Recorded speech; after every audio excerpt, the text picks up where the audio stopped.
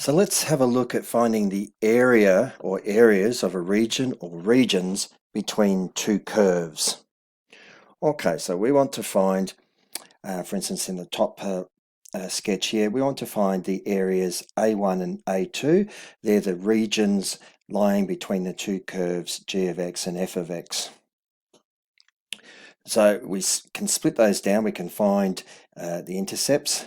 So we want to integrate from A to B and B to C, and we want to find the area covered between those two curves. Now, so we'll split it into area 1, area 2, and we notice with area 1, we're just taking the top curve here. Okay, the area under that curve will be everything under here. Okay, and then from that, so that's the integral, that's our g of x here. This is g of x here. Okay, so I can write that as g of x. Okay, so we integrate that from a to b, we'll get everything under here. Okay, including all this white bit here. Then we'll subtract from that the area under the curve f of x, which is the area under this curve. Okay, and so for area 1, we have the integral a to b g of x, everything under this, minus everything under f of x. Now everything under f of x is all this in red. Okay, there's our area under f of x. Okay, so when we subtract the area under g of x, when we subtract the area under f of x from the area under g of x, we get the leftover shaded black region. And the same operates here as well in area 2. We're going to take the area under f of x, that'll be the area between the curve and the horizontal axis. Okay. And then from that we will subtract the area under the curve g of x, and that's all this region here, but this will result in a negative value. And so by subtracting here, okay, that integral that would have turned out negative, so this integral g of x dx would have been negative.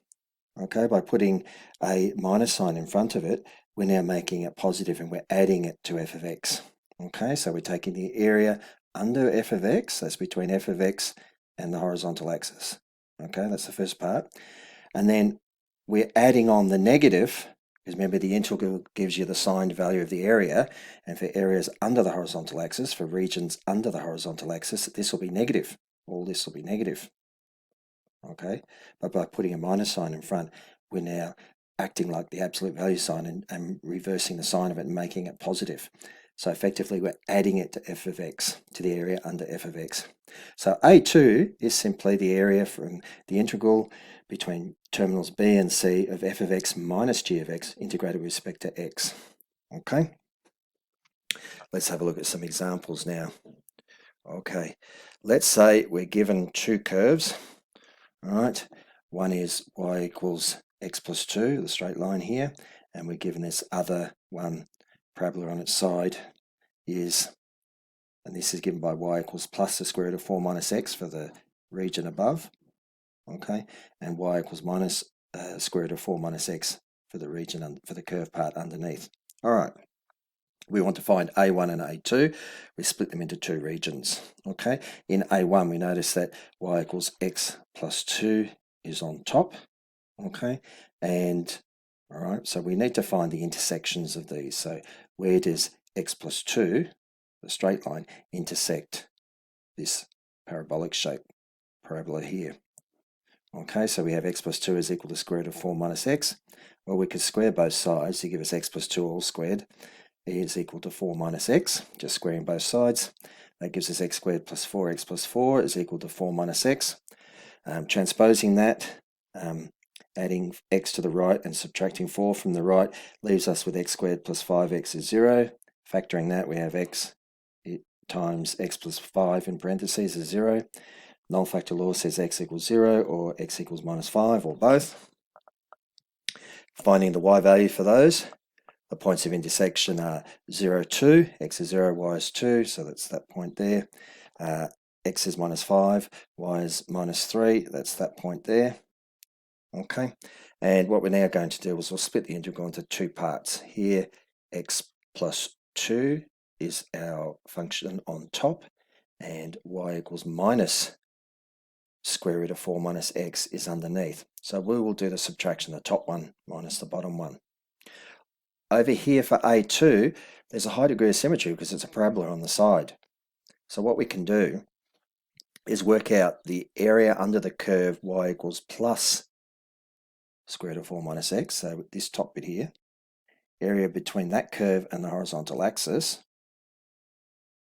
so from 0 to 4, and then all we need to do is double the end result, okay, because this area is symmetric with this one.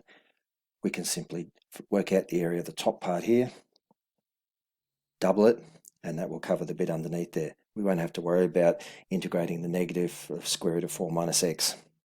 Okay, on the left here, A1, we'll take the top curve, y equals x plus 2, and we will subtract from it the lower curve, okay, and that will give us, the difference will give us, when we integrate that, will give us a positive value. It will give us the area covered by that region, covered in the shaded region here.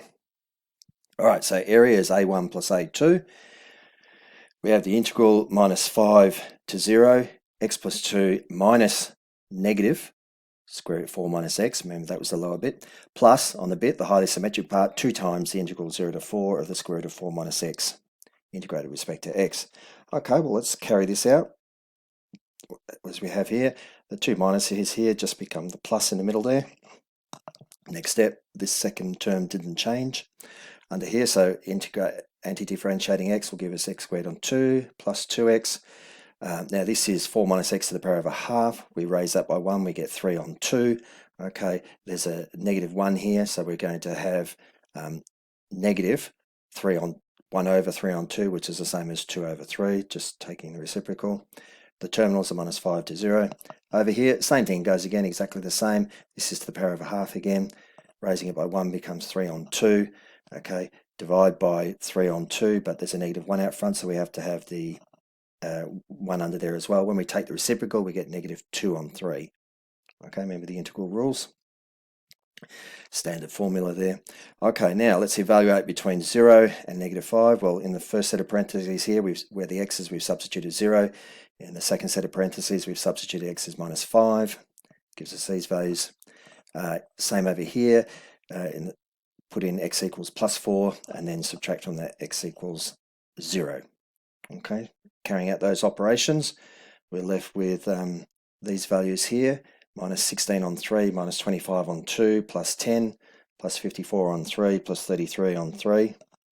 Okay, tidying all that up, common denominator of 6 and so on, we'll end up with 125 over 6. We can simplify that to 20, remainder 5 over 6.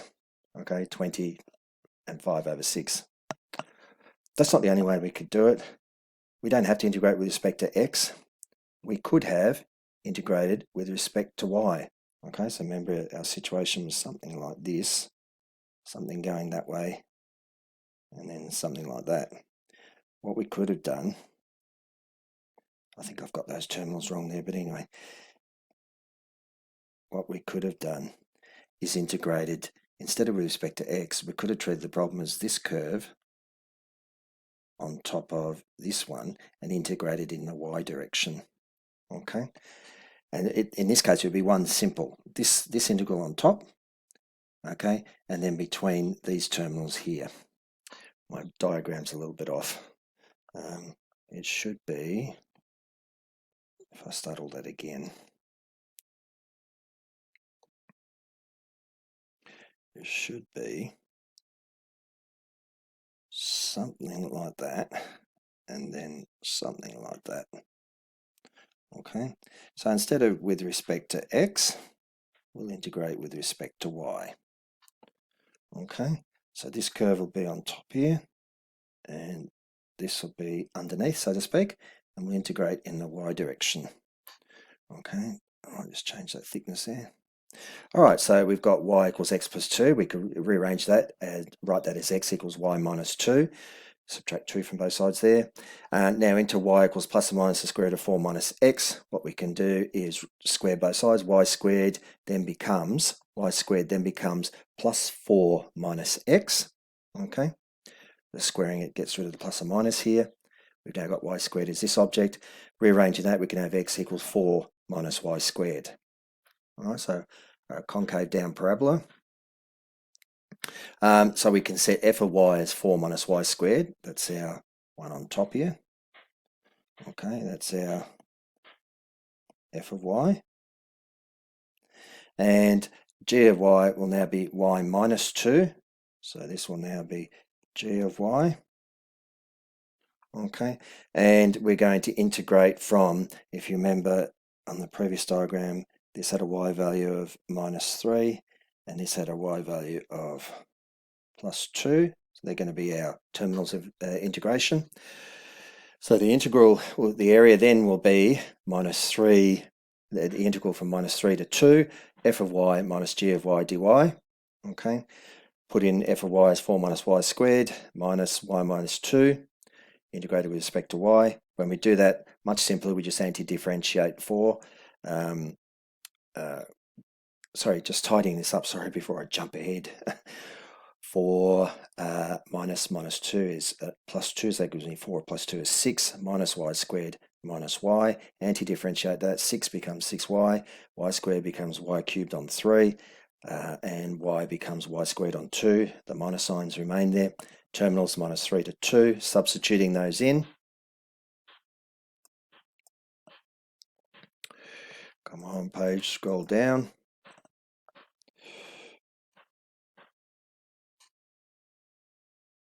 Whoops, my page has jumped on me now. Oh, I don't know why they do this.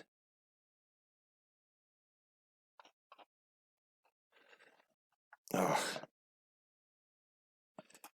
why it does this, I don't know. My apologies, everyone. Okay, so the integral, here we go. Substitute in y equals 2 first, and first set of parentheses gives us these values, 12 minus 8 on 3, 2 cubed, 8 over 3, minus 2 squared is 4 on 2 is 2, minus, here we go, 6 times minus 3, minus 18, minus 9, minus 9 on 2. Okay, tidying that up, we'll have 10 minus 8 on 3. You can check all these steps if you want. Minus 9 on 2. You can work through this whole problem for yourself, which gives us 10 plus 9 on 2 minus 8 on 3, and which tidies up to 125 on 6, or is 20 and 5/6 units squared, as we found on the previous page. All right, that's it then.